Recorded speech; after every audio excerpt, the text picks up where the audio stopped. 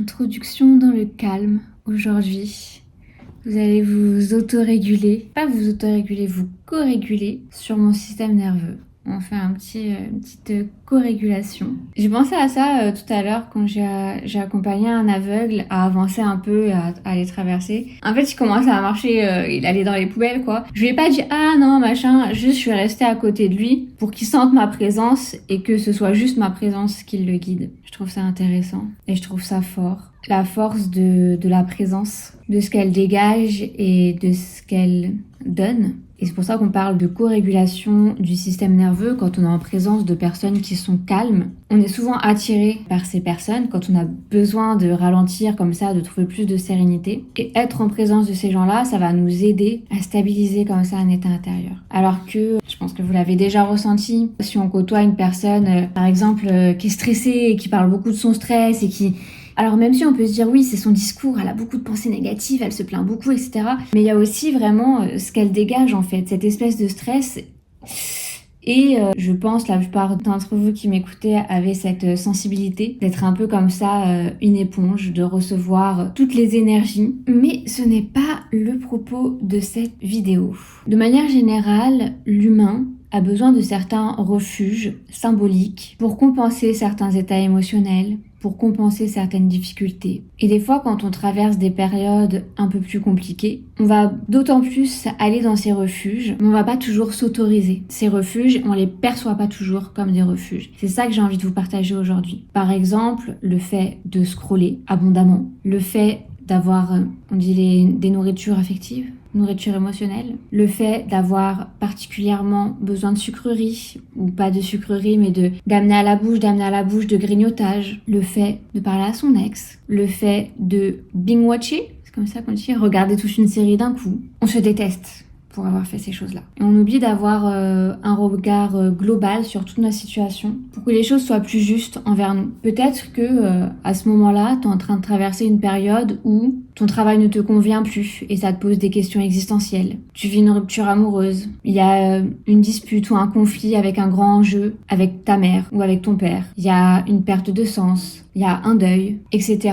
Des situations comme ça qui sont extrêmement intenses à vivre. Il y a des choses dans le conflit avec quelqu'un, avec un parent, l'enjeu il est fort. On minimise l'impact que ça peut avoir sur nous à ce moment-là. La rupture amoureuse, idem, c'est quelque chose d'extrêmement violent à vivre. Si je reprends les exemples que j'ai mentionnés, de plus se sentir à sa place dans son travail, et le fait que ça engendre des questions existentielles, parce que le travail est quand même très présent au quotidien, en fait, c'est des enjeux vraiment importants. L'impact émotionnel est vraiment lourd. Et quand on se retrouve face à ça et que c'est pas évident à gérer, bah ouais, hier soir, t'as trop scrollé trop tard. Bah oui, l'autre jour, t'as parlé à ton ex et ça te valorise pas, tu te sens pas fier de toi d'avoir fait ça. T'as mangé un hamburger, t'as tué un paquet de bonbons. Mais en fait, la manière dont on se blâme pour avoir fait ces choses-là, c'est double peine. Tu traverses ce que tu traverses émotionnellement, t'essayes de trouver quelque chose pour décompenser, mais tu te juges pour avoir fait ça. Alors, c'est un fait, c'est pas d'avoir mangé des bonbons qui va te faire du bien, c'est pas d'avoir scrollé jusqu'à je sais pas quelle heure qui va te faire du bien, c'est peut-être pas de parler à ton ex si c'est quelqu'un finalement qui t'intéresse plus ou qui... On est d'accord que à terme, quand on veut construire une vie satisfaisante,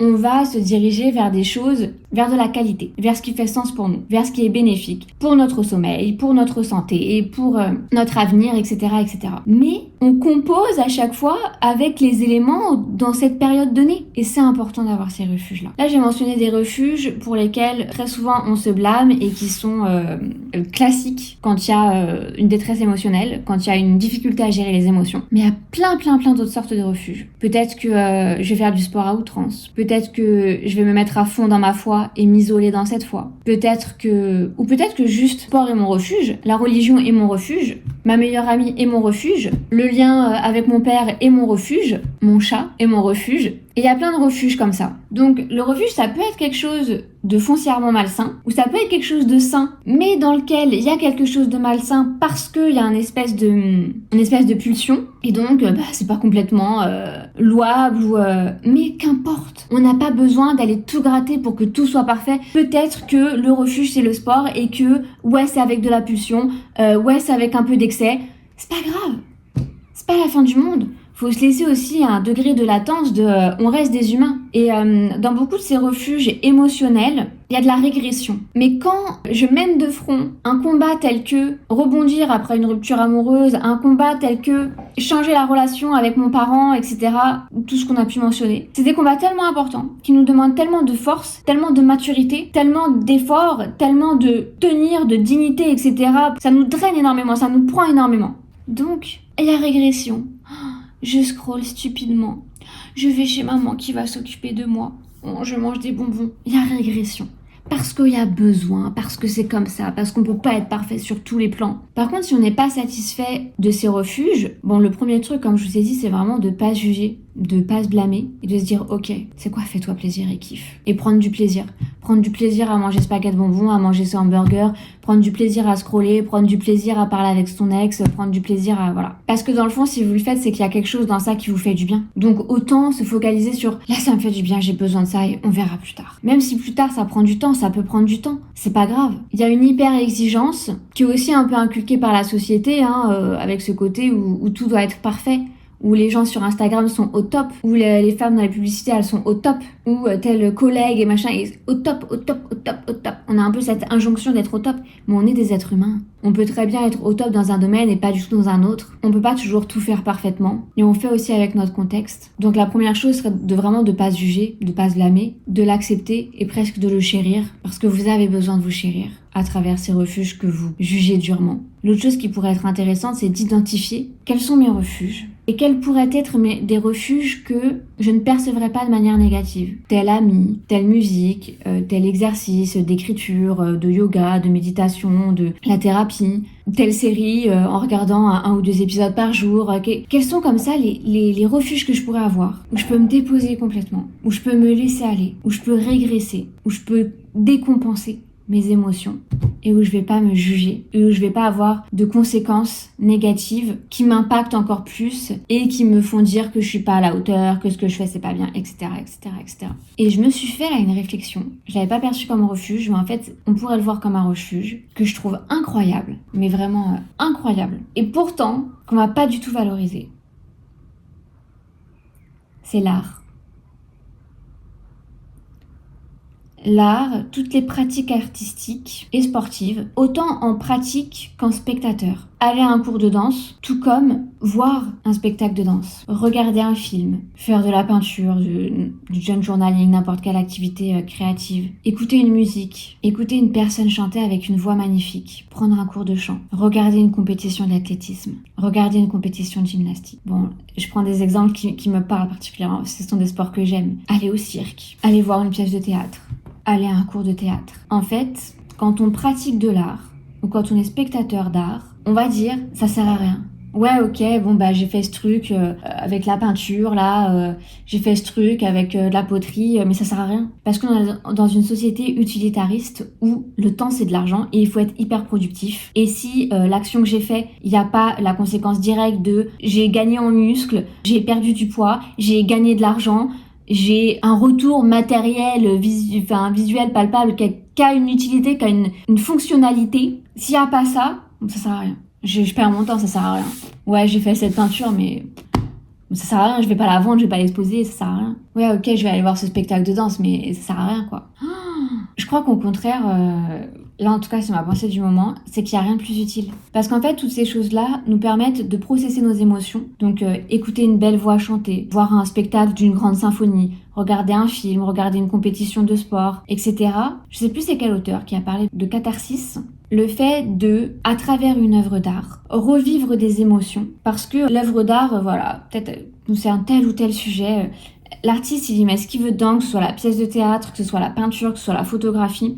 Et le spectateur peut être touché par rapport à son propre vécu, par rapport à ses propres ressentis, l'interpréter et le vivre d'une certaine manière. Et en fait, cet effet de catharsis on ressent nos émotions à travers l'art, c'est les émotions de notre vécu, mais dans notre vécu, on n'a pas été capable de vivre ces émotions-là, et du coup, on les revit face à l'art. En fait, ça nous permet de processer ces émotions-là.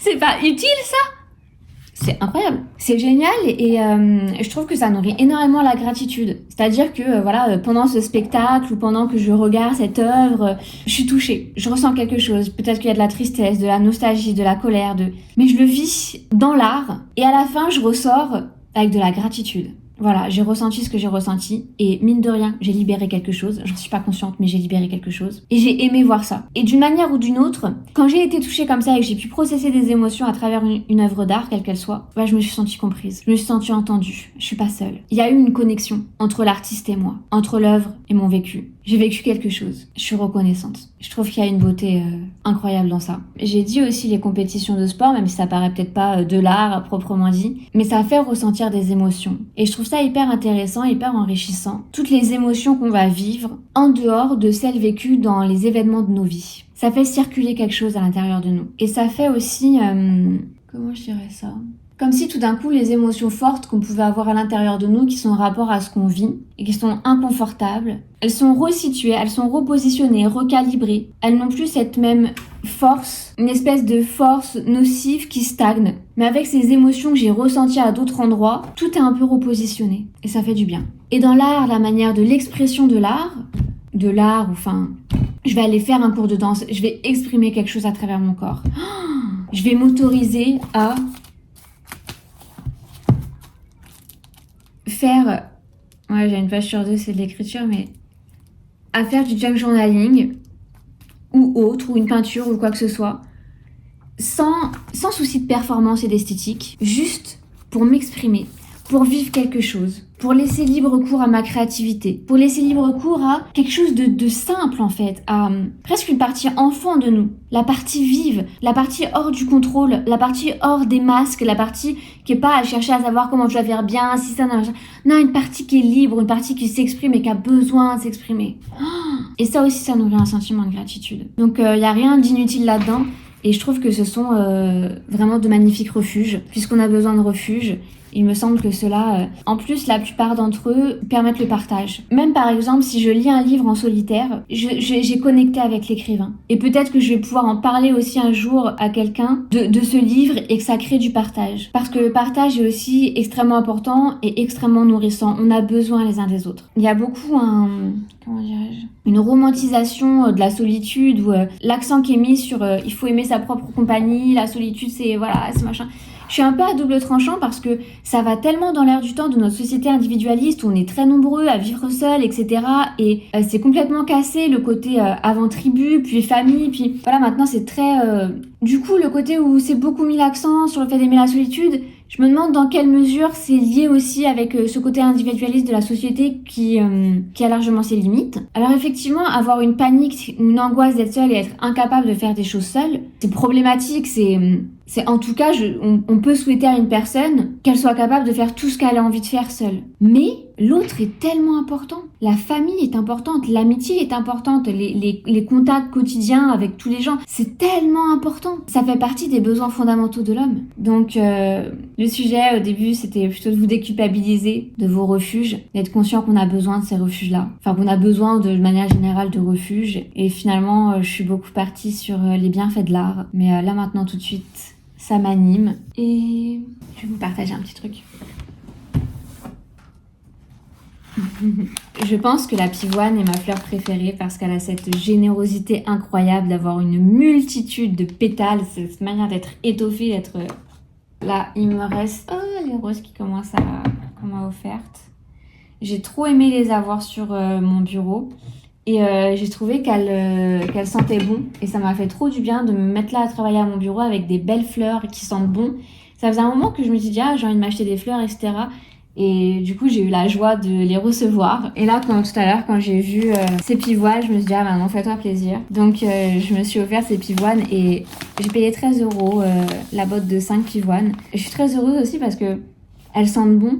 Alors que je trouve que à notre époque, les fleurs ne sentent plus beaucoup parce que l'industrie des fleurs, voilà, les fleurs pas chères et tout. Bon, moi, c'est des fleurs... Pas qu'elles sont pas naturelles, mais bon, je sais pas trop tout ce qu'il y a derrière l'industrie des fleurs.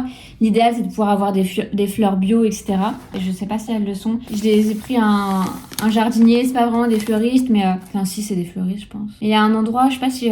pour celles qui sont à Paris, dites-moi en commentaire si vous connaissez. À côté de Cité, il y a des passages comme ça où... c'est que des fleuristes, mais c'est surtout des plantes d'extérieur. Bon, bref. Mais ça me fait très très très plaisir d'avoir ce petit bouquet. Je pense que je vais en enlever que une là du bouquet. Je vais garder les 3 là.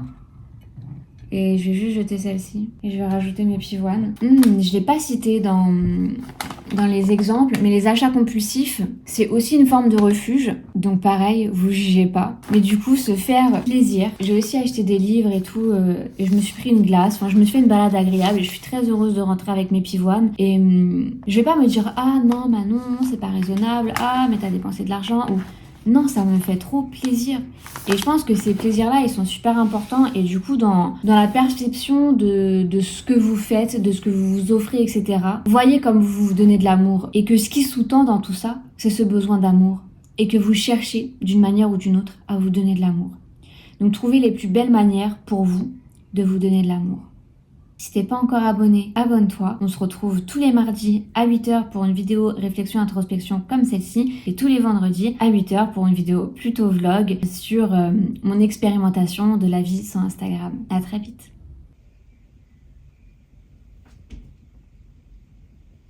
En fait, j'ai rempli mon dossier pour aller à Harvard. C'est envisageable. Oui, je prévois de demander un transfert aussi vite que possible. Il est exclu que tu ailles à Harvard. Je crois pas que t'aies quoi que ce soit à dire. Très bien, je t'explique. Harvard est vraiment très cher. Comment tu prévois de payer? Plus sur la grenouille.